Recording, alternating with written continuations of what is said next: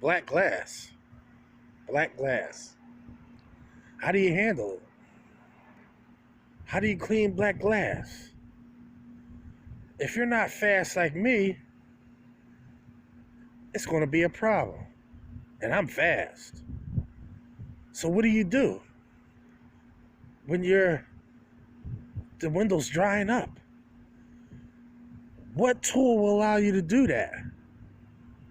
Obviously, if you had a water-fed pole, this isn't an issue.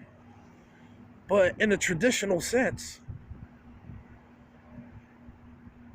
even if you have a combination tool, you couldn't clean that window fast enough. I don't care how wet that mop is. As soon as you put that water on there, it is going to smoke and dry up. So what traditional tool, the only tool in the world that will allow you to clean black glass with ease? Some of you already know. Let's jump into it. Let's see what we're talking about.